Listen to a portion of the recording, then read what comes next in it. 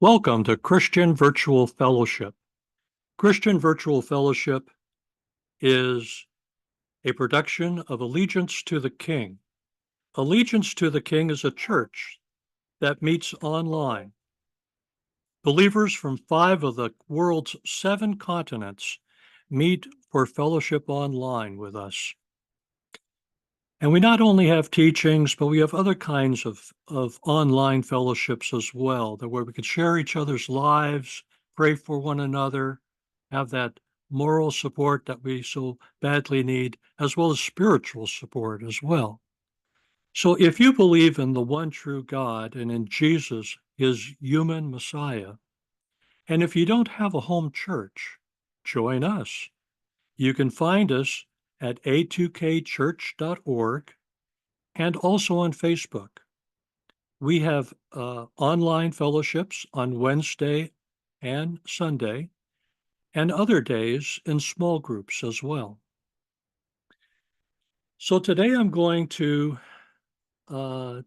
take a look at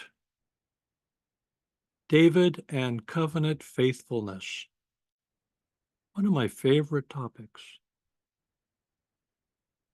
In this teaching, and let's see, in this teaching, we will review how God is portrayed as faithful to his covenant with mankind.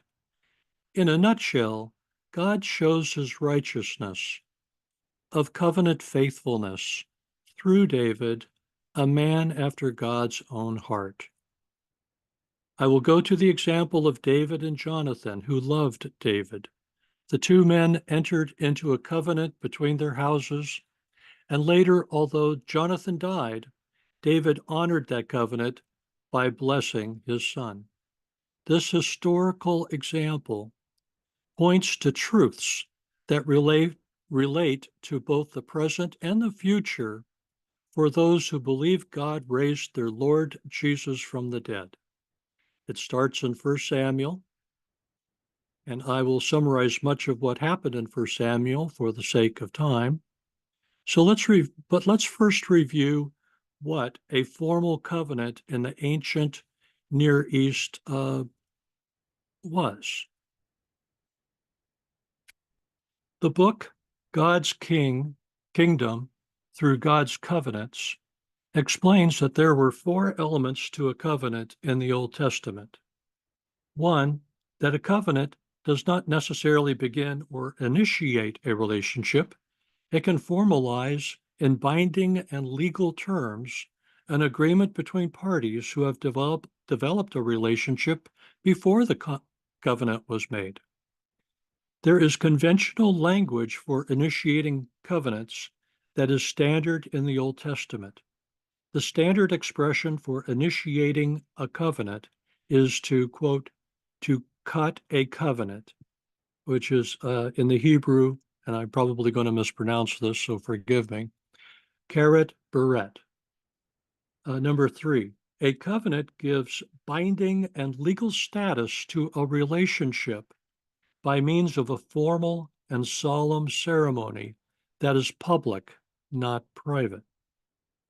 4, covenant making involves a commitment or oath or promise, and frequently signs or witnesses.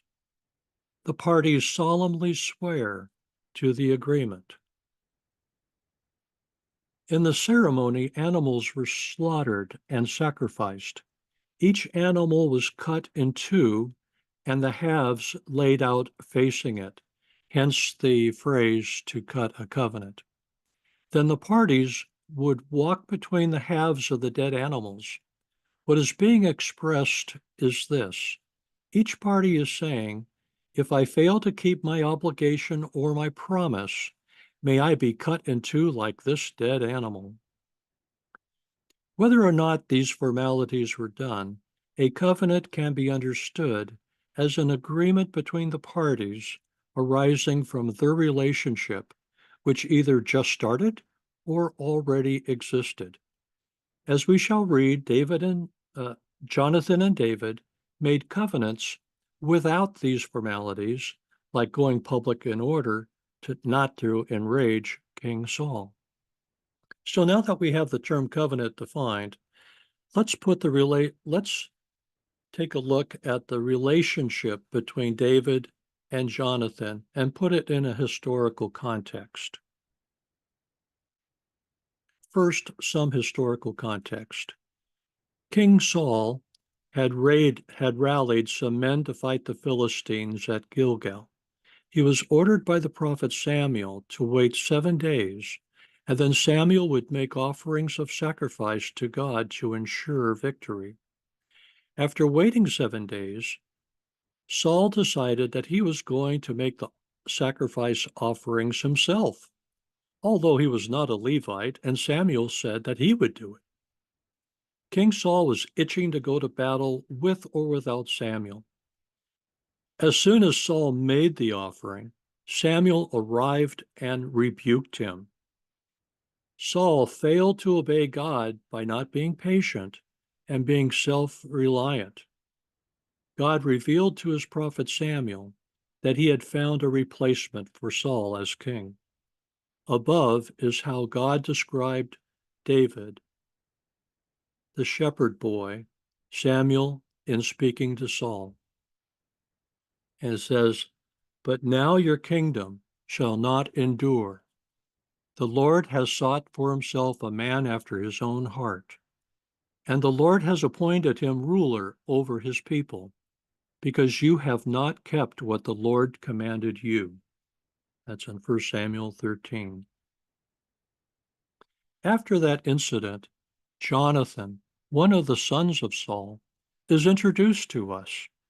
He is a skillful warrior and talks to God, asking for wisdom in attacking the Philistines.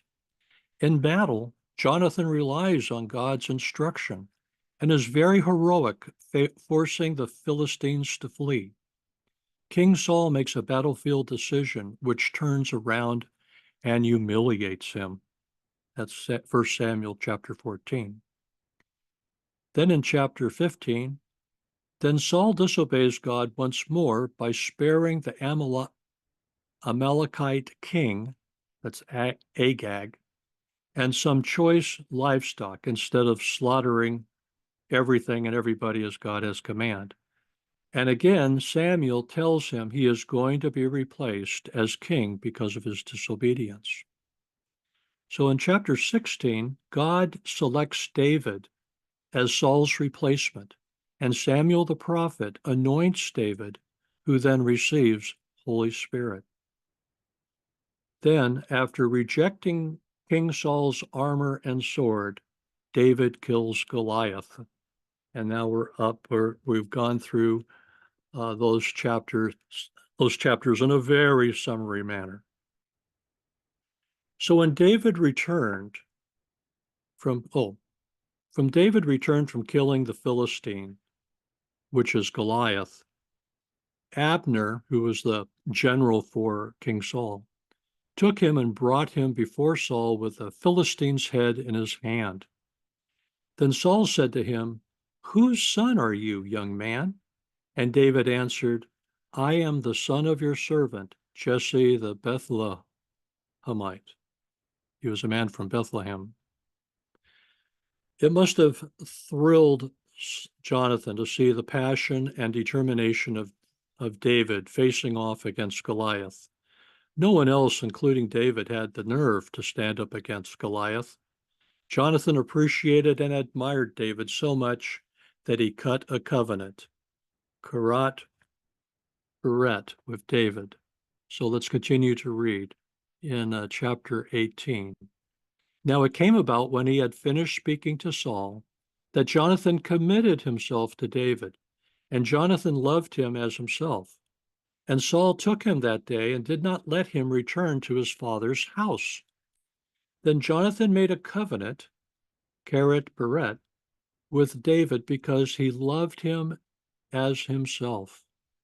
Jonathan stripped himself of the robe that was on him and gave it to David with his military gear, including his sword, his bow, and his belt. So what were the terms of the covenant? It is revealed a bit later. We will get to it. As a side note, while fighting by while by fighting Goliath, David rejected the king's sword and armor, later he accepts Jonathan's. And here's just a picture that I ran across, thought it would bless you, with, I believe, David on the right and Jonathan on the left. You know, firefighters, policemen, and soldiers, all who share real danger, know that kind of love that Jonathan had for David, and they have each other's back. Today, when a policeman is killed in the line of duty, all the surrounding police departments show up and swear to take care of the surviving spouse and children. That's the kind of love and covenant Jonathan and David shared. Going to 1 Samuel 18. Now it happened as they were coming, when David returned from killing the Philistine, that the women came out of all the cities of Israel, singing and dancing, to meet King Saul with tambourines, with joy, and with other musical instruments. The women sang as they played and said, Saul has slain his thousands, and David his 10,000s. Then Saul became very angry, for this lyric displeased him, and he said, They have given David credit for 10,000s, but to me they have given credit for only thousands. Now what more can he have but the kingdom? And Saul eyed David with suspicion from that day on. So this was the start of Saul's descent into madness. Samuel had already told him that God was going to give the kingdom to another who would be obedient to him. No doubt Saul wondered who that would be. A young shepherd boy who killed the giant? Now it came about on the next day that an evil spirit from God rushed upon Saul, and he raved in the midst of the house while David was playing the harp with his hand, as usual. And a spear was in Saul's hand. Then Saul hurled the spear, for he thought, I will pin David to the wall. But David escaped from his presence twice. Now Saul was afraid of David because the Lord was with him, but had left Saul. So Saul started his persecution of David. David had already been anointed king by Samuel, had gained national attention by killing Goliath, and the admiration and loyalty of the king's own son, Jonathan.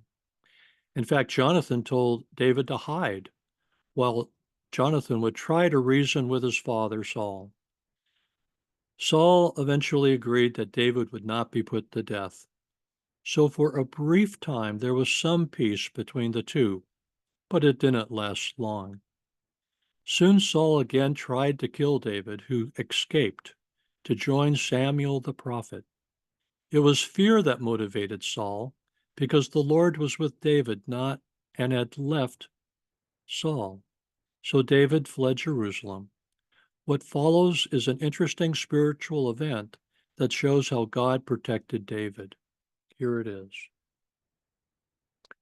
So David fled and escaped and came to Samuel at Ramah, and he informed him of everything that Saul had done to him. And he said, and he and Samuel went and stayed in Naioth. Naioth is a word that means camps or huts. But it was reported to Saul, saying, Behold, David is at Naioth in Ramah. Then Saul sent messengers to take David. But when they saw the company of prophets prophesying, with Samuel standing and presiding over them, the Spirit of God came upon the messengers of Saul, and they also prophesied.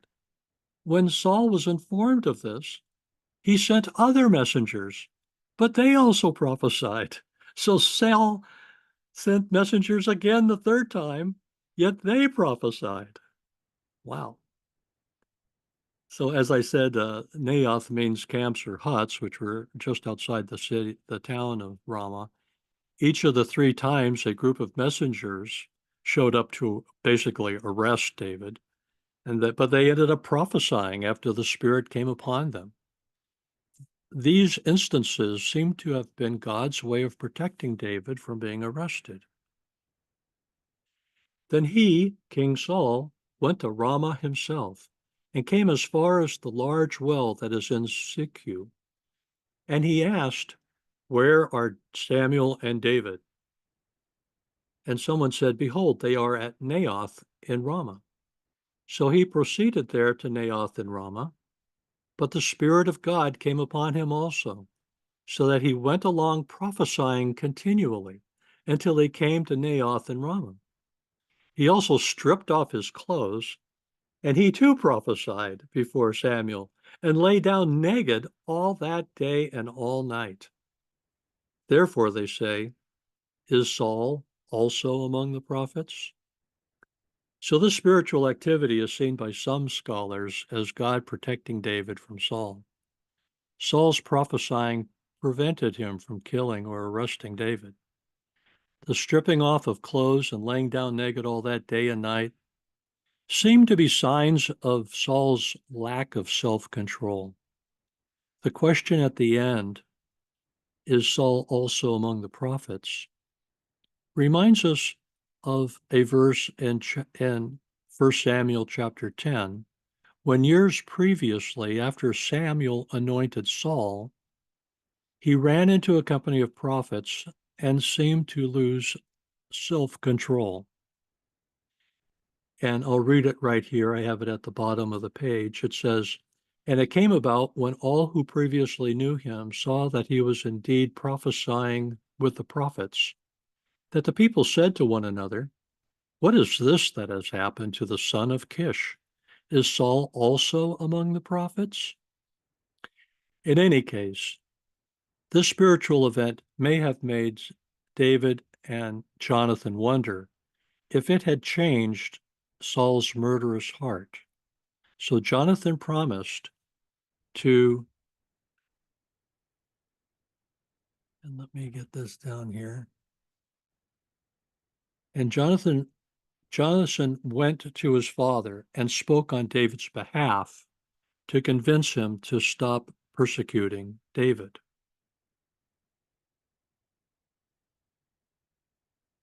Now David saw that Saul had come out to seek his life while David was in the wilderness of Ziph at Horish. And Jonathan, Saul's son, sent out and went to David at Horish and encouraged him in God. He said to him, "Do not be afraid, because the hand of Saul my father will not find you, and you will be king over Israel, and I will be second in command to you. And Saul my father knows that as well." So the two of them made a covenant, Karat Beret, before the Lord. And David stayed at Horish while Jonathan went to his house. Note that this new covenant, Karat Beret, means to cut a covenant, which is to start a new one. This new agreement was that Jonathan would be second in command to David. He did not seek to be king himself, even though he was the heir apparent to Saul. His love for David was that big, very self-sacrificial. So there are two covenants, one of peace between the two houses, and then for their respective positions in the future. What follows is an example of David's real nature. He is in the wilderness of En-Gedi, in a cave with some of his men, hiding from Saul and his 3,000 men.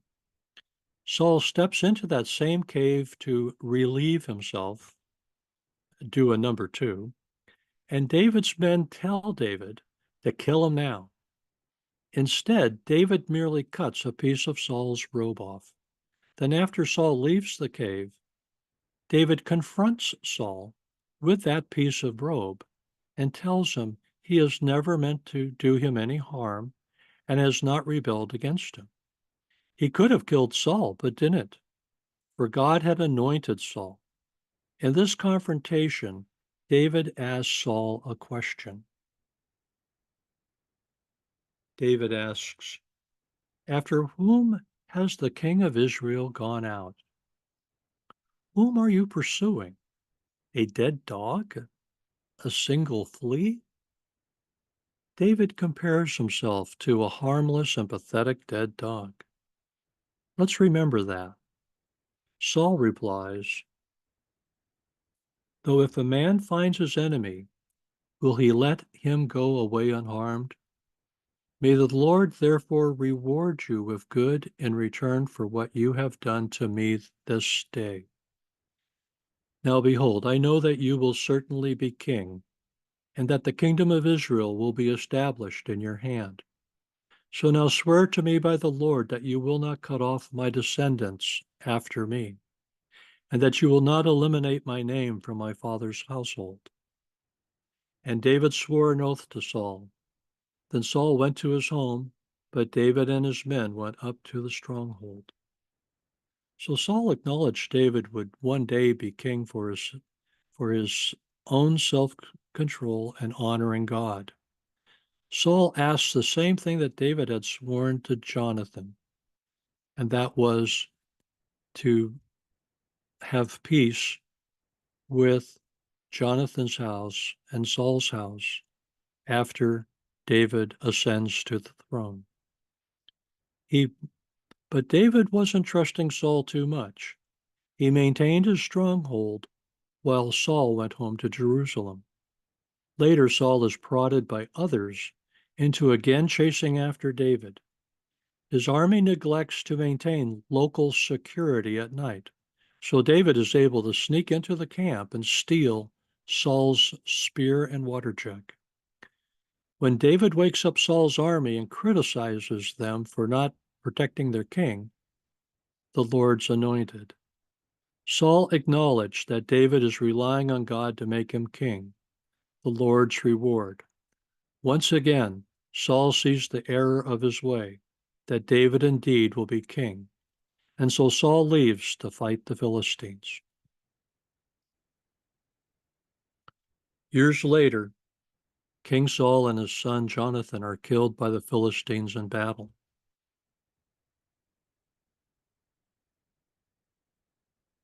So David takes the throne over Judah, and there is a civil war that breaks out between him and a surviving son of Saul named Ishbosheth. That war is described as long, but finally ends with David recognized as king over all Israel, not just Judah. And here's one artist's vision of David on the throne. With the death of Jonathan, who died with his father in battle, David is released from one covenant, making him second in command. But what of the covenant that David's house had with favoring the house of Saul or of Jonathan? We go back in time to when Jerusalem and the palace learned of the battlefield deaths of Saul and Jonathan. There is real panic there. Now, Jonathan, Saul's son, had a son who was disabled in both feet. He was 5 years old when the news of Saul and Jonathan came from Jezreel, and his nurse picked him up and fled. But it happened that in her hurry to flee, he fell and could no longer walk, and his name was Mephibosheth. So I have read somewhere that it was customary for a nurse at that time to carry a child on her shoulder or shoulders. If the nurse was doing that and then took a tumble falling on the boy, that might explain the severity of the injuries. That's just a possibility. The scriptures really don't go into any explanation other than what we just read. Years later, David wants to honor his friend Jonathan as he swore to. He's established in his kingdom. The kingdom is now his. So he recalls that covenant made that was between David's house and Jonathan's house. To kill the families of the king you replaced was a common practice in the ancient Near East. They didn't want any former heirs to the throne to rise up and cause a rebellion. So they would just massacre the families of the prior king. That was a common practice. So this covenant that both Jonathan and Saul had asked for was designed to prevent that and to instead make each house a blessing to one another. The servant Ziba was no doubt. So then let's go to 2 Samuel chapter 9 on the screen there, and it reads, Then David said, Is there anyone still left of the house of Saul, so that I could show him kindness for Jonathan's sake? Now there was a servant of the house of Saul whose name was Ziba, and they summoned him to David. And the king said to him, Are you Ziba? And he said, I am your servant.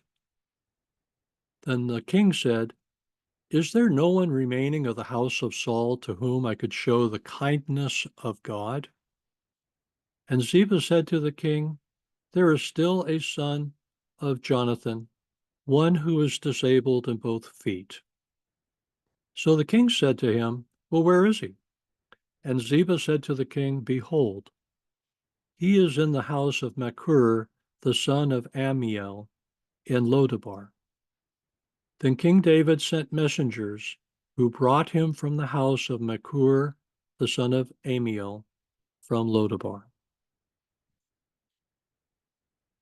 So the servant Ziba was no doubt profiting from the chaos of the death of Saul and his sons, because he was like the chief butler of the estate.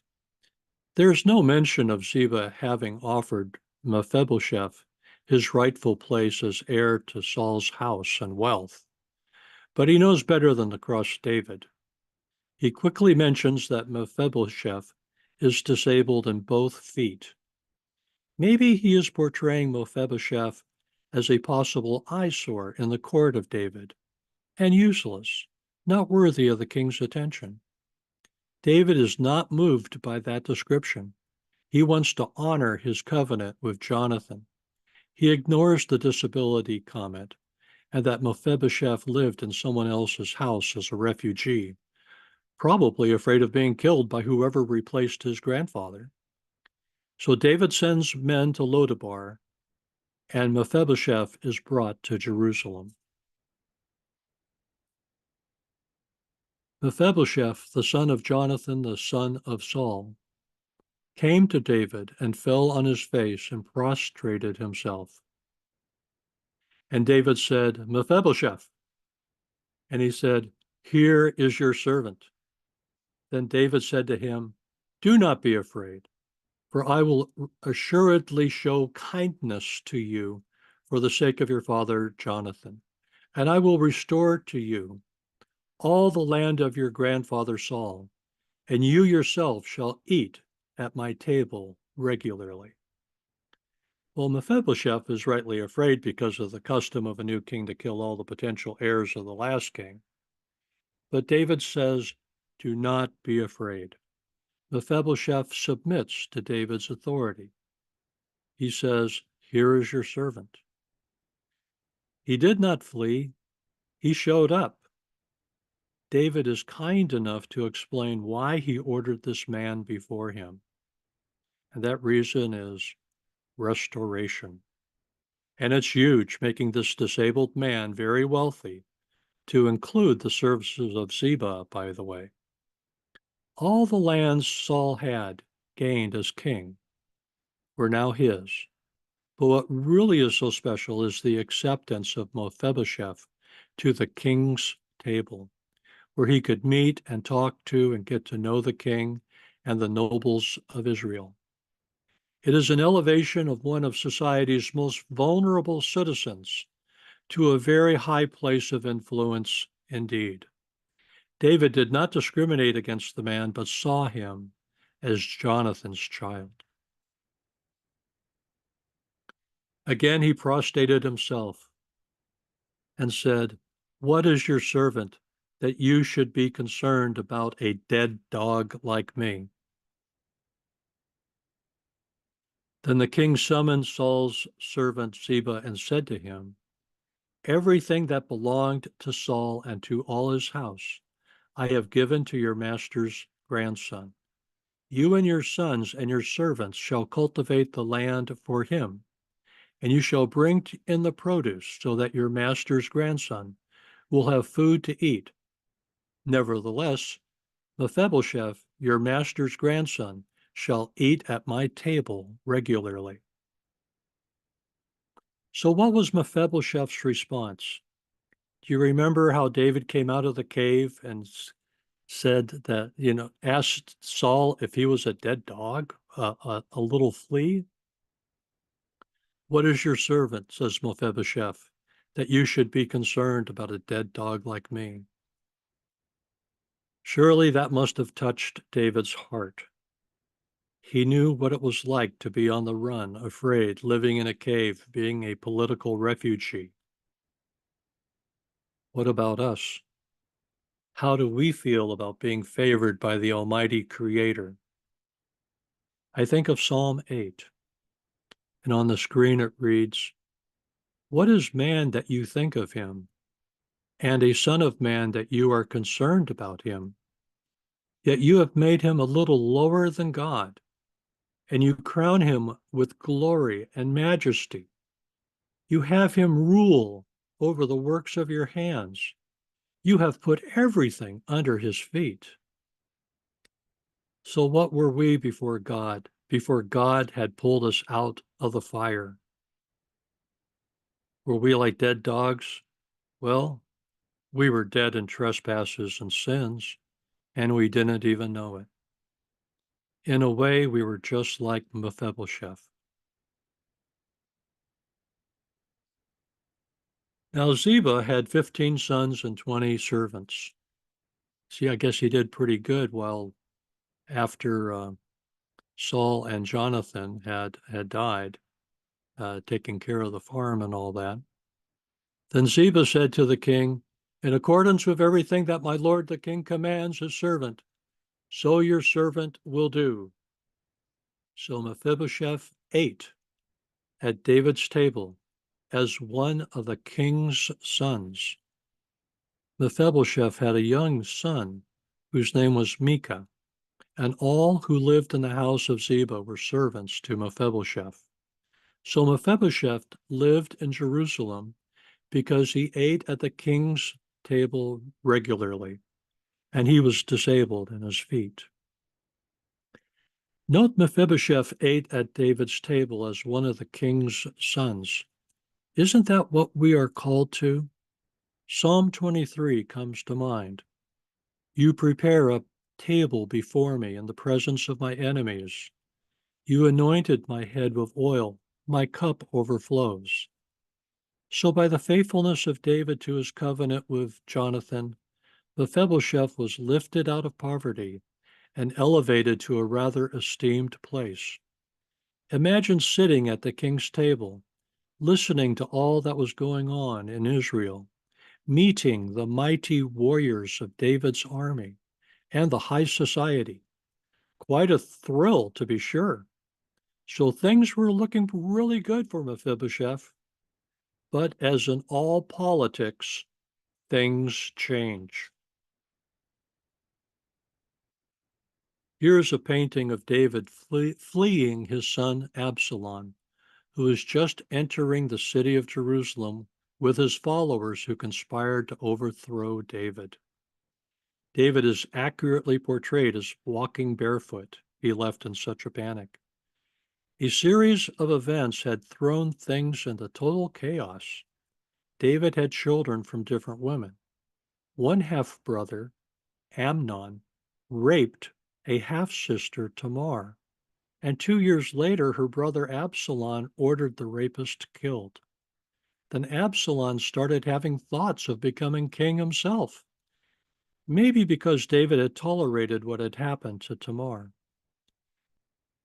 Absalom led a rebellion against his own father, King David.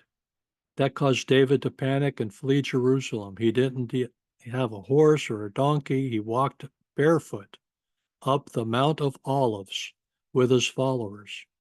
Well, let's read what happens. Now, when David had gone on a little beyond the summit of the Mount of Olives, behold, Ziba, the servant of Mephibosheth, met him with a team, or a couple, of saddled donkeys, and on them were 200 loaves of bread, 100 cakes of raisins, 100 summer fruits, and a jug of wine. And the king said to Ziba, "Why do you have these?" And Ziba said, "The donkeys are for the king's household to ride, the bread and summer fruit are for the young men to eat, and the wine for whoever is weary in the wilderness to drink." Then the king said, "And where is your master's son?" And Ziba said to the king, "Behold, he is staying in Jerusalem. For he said, Today the house of Israel will restore the kingdom of my father to me." So the king said to Ziba, "Behold, all that belongs to Mephibosheth is yours." And Ziba said, "I prostrate myself. May I find favor in your sight, my lord the king." So in the moment, without even hearing from Mephibosheth, David gives to Ziba all that he had previously given to Mephibosheth. Then through some quirky events, Absalom is killed and the rebellion fizzles out. David is headed back to Jerusalem to retake the throne. On the way, he meets Mephibosheth. Then Mephibosheth, the grandson of Saul, came down to meet the king, but he had neither tended to his feet, nor trimmed his mustache, nor washed his clothes since the day the king departed, until the day he came home in peace. And it was when he had came from Jerusalem to meet the king, that the king said to him, "Why did you not go with me, Mephibosheth?" So he said, "My lord the king, my servant betrayed me, for your servant said, I will saddle the donkey for myself so that I may ride on it and go with the king, since your servant cannot walk." So notice that Mephibosheth came down to meet the king. He didn't wait for David to arrive in Jerusalem. And look at his condition. His feet were not taken care of. His mustache wasn't trimmed. He wore the same clothes since the king departed. Basically, he had been in mourning, mourning the loss of his king. His appearance flies in the face of Ziba's claim that Mephibosheth was claiming the kingdom. He would have groomed himself like a king if he was betraying David. Also recall that Ziba gave David a team of donkeys. In the NRSV, it says that it's a couple of donkeys saddled. Maybe one was meant for the king and the other meant for Mephibosheth. But Ziba abandoned his master and went to the king to betray him. Mephibosheth continues on. Furthermore, he, that's Ziba, has slandered your servant to my lord the king. But my lord the king is like the angel of God. Therefore do what is right in your sight. For all my father's household was only people worthy of death to my lord the king. Yet you placed your servant among those who ate at your own table. So what right do I still have that I should complain any more to the king? So the king said to him, Why do you still speak of your affairs? I have decided. You and Ziba shall divide the land. And Mephibosheth said to the king, Let him even take it all. Let him even take it all, since my lord the king has come safely to his own house. So in an indirect way, by saying that all my father's household was worthy of death, and of course that wasn't true because Jonathan was of Saul's household, and Jonathan was a loyal friend of David. But he reminds the king of the covenant that he had with David, with Jonathan, that led to him giving Mephibosheth a place at his table. So by showing up with no doubt much effort, Mephibosheth seeks vindication from the slander of Ziba. So what does David do? He doesn't seem to make a really decisive ruling about Ziba being a liar and abandoning his master. Instead, he splits the baby. That would still leave Mephibosheth a very wealthy man. But he is not interested in riches. All Mephibosheth wants is to be with David, to be at the king's table and share in the victory of David returning to his throne. Doesn't that sound familiar to you? Don't we want to be with Jesus when he comes back and rejoice in his victory? Don't we just want to be with God in his kingdom? The last time Mephibosheth is mentioned is in 2 Samuel chapter 21. There had been a 3-year-long famine, and David inquired of the Lord what was causing it. The Lord said that there was blood guilt on Saul and on his house because he had put Gibeonites to death. Apparently, Saul had persecuted the Gibeonites despite a treaty that Israel had had with them.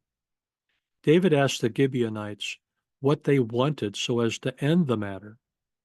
They wanted blood revenge, but they weren't authorized to take matters into their own hands.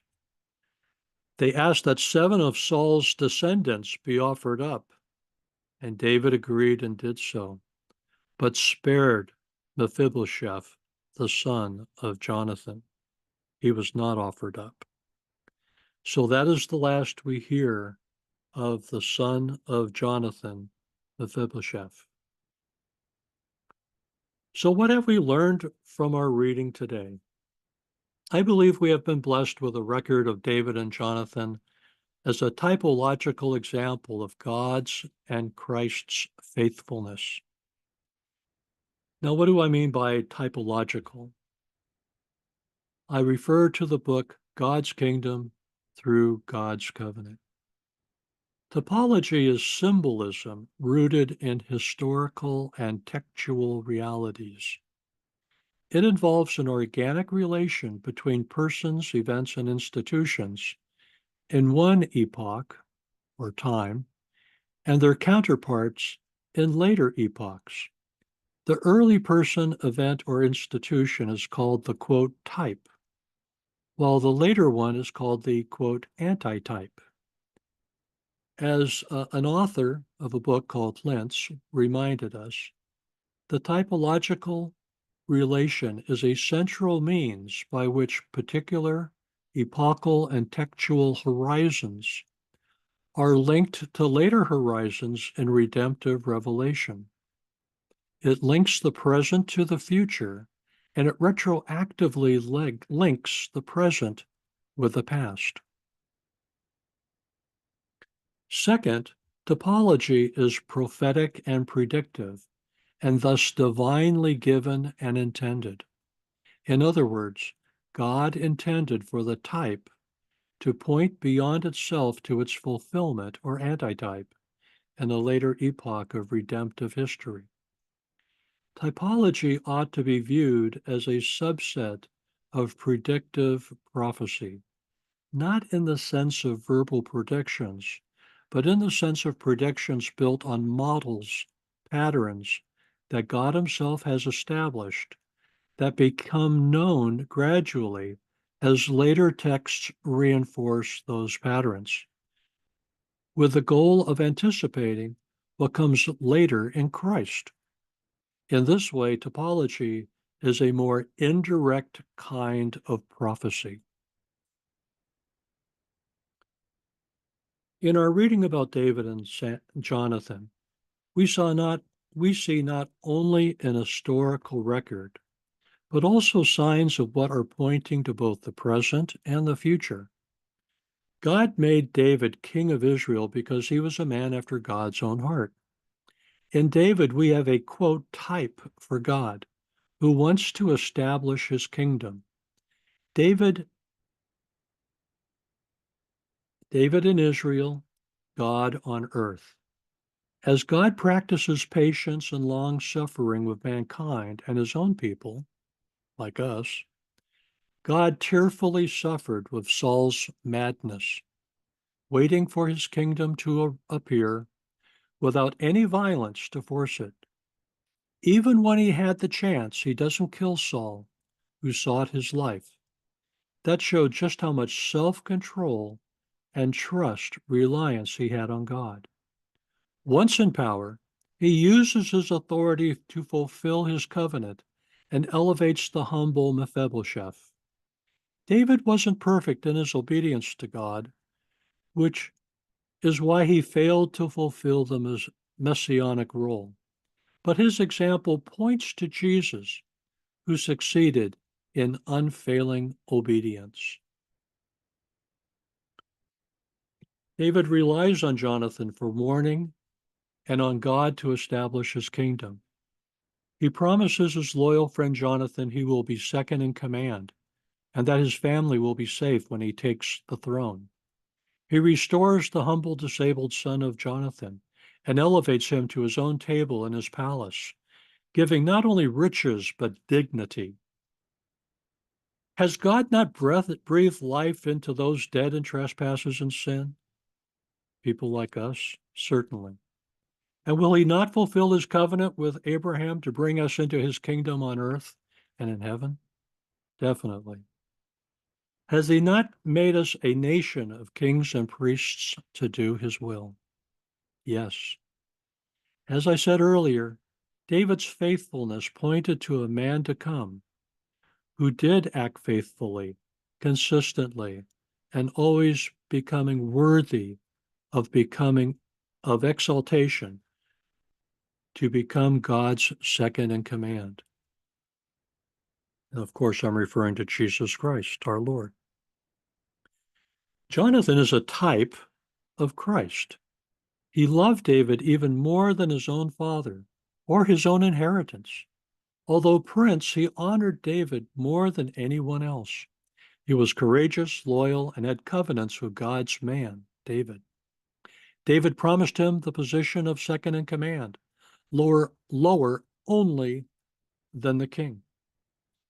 Jonathan asked only for his family to be spared when David takes his throne.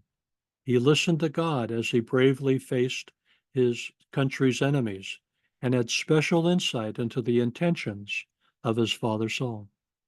David died in battle with his father and brothers. His death points to Jesus, who died fighting the forces of evil in this world. Now we are told to die to our own selfishness and live for God. So I'm going to offer some applications, which I think you could probably come up with a lot more, but here's just a couple. In reading the Hebrew Bible, the Old Testament, we can not only find great wisdom, but also situations which point to both the present and the future. The covenantal faithfulness of David reflects to us God's faithfulness to us now and in the future. He has declared us righteous now and will again in the future. When God returns as king, we are saved from his wrath and instead will enjoy the blessings of being with him and Jesus. Slaying the giants in our lives, loyalty, faithfulness, brotherly love, mercy towards our enemies, never go out of style. And they were parts of David's character. So by God's Spirit being alive in us, those characteristics are ours. As David's hope for his kingdom burned brightly in him, so let's keep our eye on the prize, sitting at King Jesus' table one day. So that concludes my presentation, and I'll stop sharing the screen. And let's see, we've gone on about 48 minutes. So, well, let's just let it continue to record. And I hope that was a blessing to you. And oh, I see Edgardo has joined us. Hi, Edgardo. Hello, Ray. Well, God bless you. Thank you. Yeah, I'm blessed. I'm blessed, Ray. Thank you. Wonderful message. Oh, well, you're welcome. It was my pleasure to study it. You know, the person that gets the most out of these teachings are the teacher, and I learned so much. Greg, do you have a comment?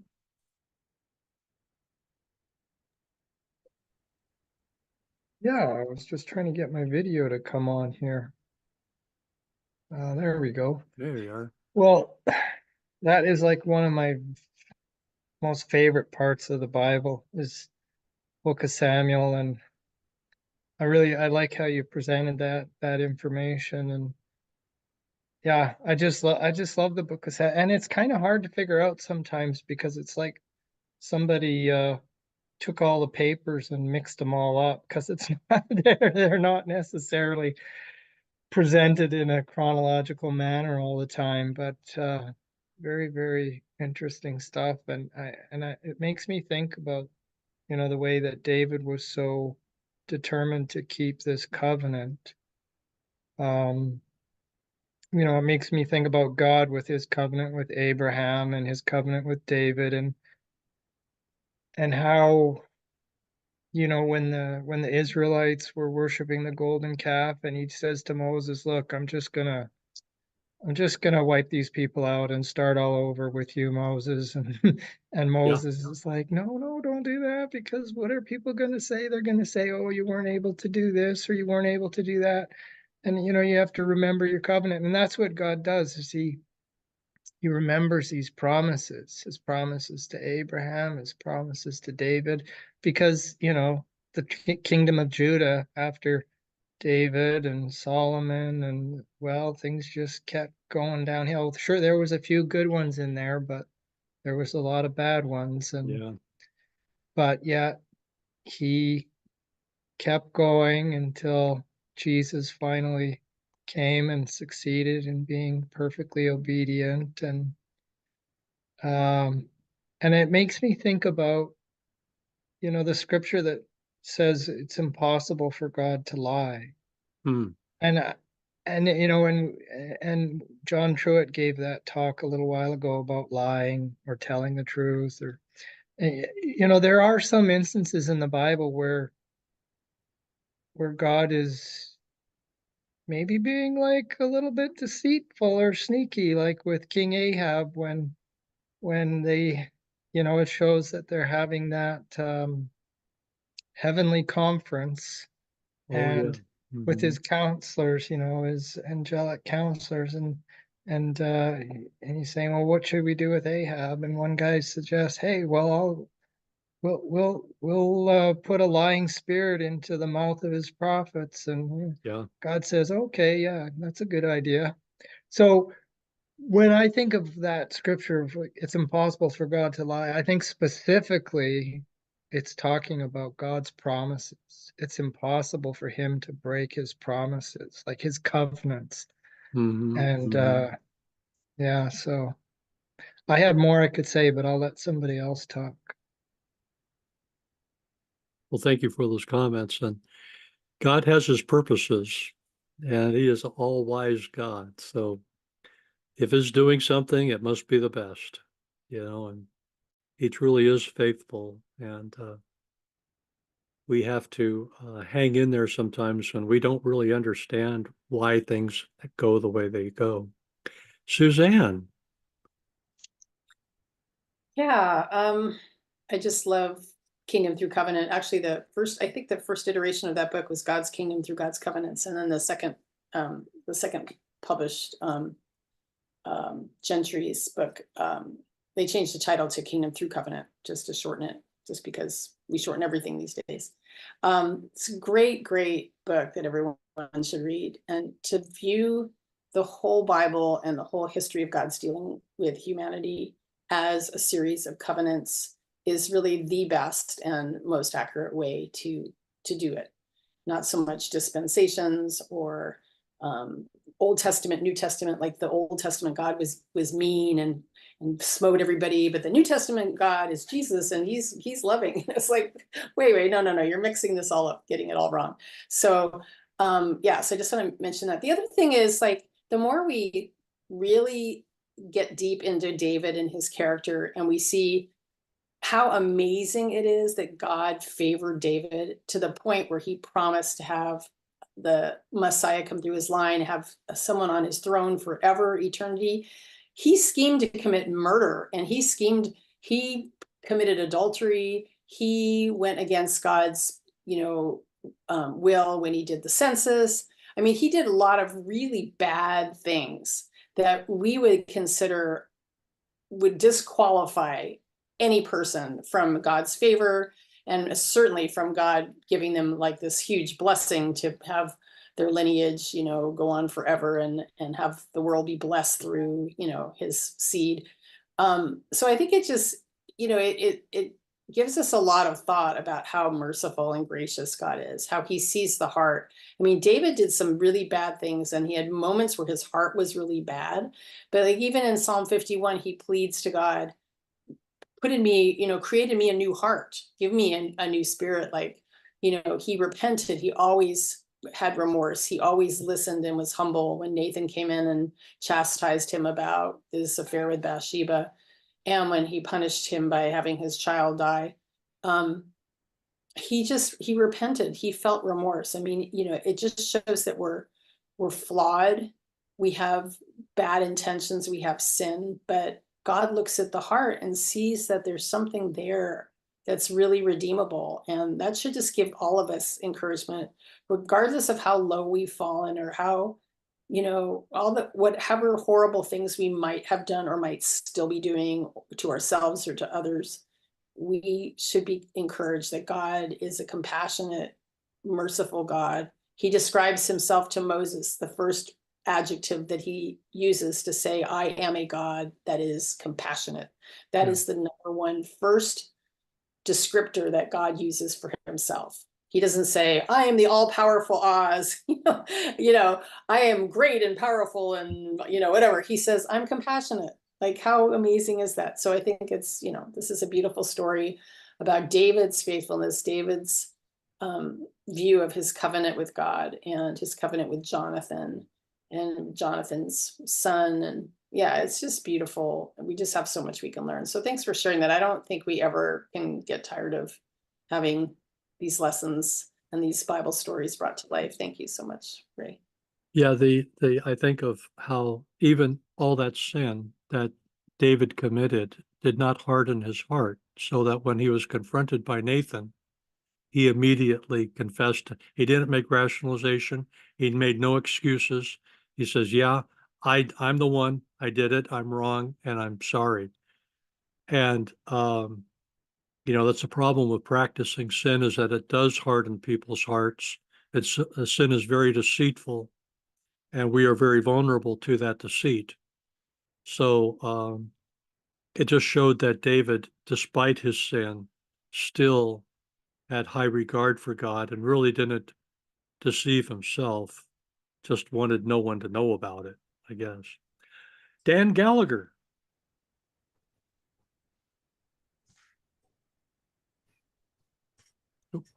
Unmute. Okay, thank you. Yeah, thank you, Ray. I really appreciate this teaching. I grew up in a faith tradition that never emphasized covenants, and the emphasis was on dispensations. Yeah. And when, as I reflect back, when the emphasis is on what they define as dispensations, the emphasis is on differences, disparities. And then the day came along when all of a sudden, through Kingdom Covenant, the book that you guys just had held up, and I read that, and all of a sudden my mind just got exploded on covenant.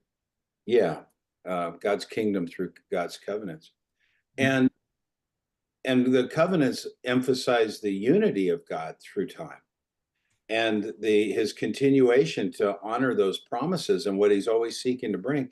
And so I just really appreciate it because, I've done teachings on covenants. I did a lot of times on research on it just to get my head wrapped around it. But to me, the most important thing is that we're ministers of the new covenant.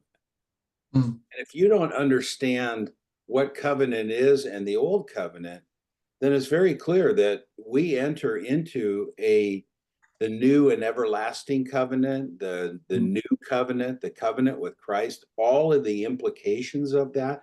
And one of the requirements of a covenant is remaining faithful to the terms of the covenant. So if you Amen. don't understand that, that's why I really appreciate this, because it's so fundamental to understanding holistically and in a very healthy way what it is we have and what we need to live up to. So thank you. I appreciate that. Yeah, there's a single unified narrative in the Bible. And when people chop it into different parts, dispensations or administrations, then that unity and that narrative is compromised. Exactly. And I attend another fellowship as well on Monday nights with wonderful, sweet believers who believe in dispensations. And so whenever I have a chance to teach, I have on occasion taught about how the covenants are how we are to look at the Bible and how they're not separate little contracts between us and God, but instead it's all one continuum. And so from the Bible, from beginning to end, is one long story that affects us and that we are a part of, that we play a role in, and that dividing people up, say, and it leads to a lot of confusion too. And I listened to N.T. Wright talk about it, and he talks about how it's really unique to the United States, this fascination with dispensations, and that the rest of the world doesn't buy into it. They are more covenantal. And so I'm thankful for, learning about that. And in fact, I remember watching one of your videos, Dan, that was very instructive about the covenants. And that really, just cemented things that I was just starting to learn about. Yeah, in the same way, Ray, it's in the same way how we look at the feasts of Israel. We don't see the feasts of Israel, how overall they point to the redemptive plan of God. I mean, they actually reveal God's plan of redemption. So we look to the feasts as, oh, well, those were old requirements under an old covenant. Yeah. And again, we're losing the continuity. So I really do think, and that's why I really appreciate what you taught on. Covenants is one of the most fundamental things that we as God's people have to understand what God has done, is doing, and is going to do, and how it unifies us all together. And I'm going to give you the last word on that. I'm going to end the recording now. And for those of you who have stayed with us through this presentation and the comments, I want to invite you to Allegiance to the King and to join us. I'm very thankful that you have listened and have turned to Christian Virtual Fellowship, but we have much more to offer on a personal way, spiritually, in terms of learning about the Bible and learning more about our Father God. So anyway, with that, wherever you are, God bless you. And now I will end the recording.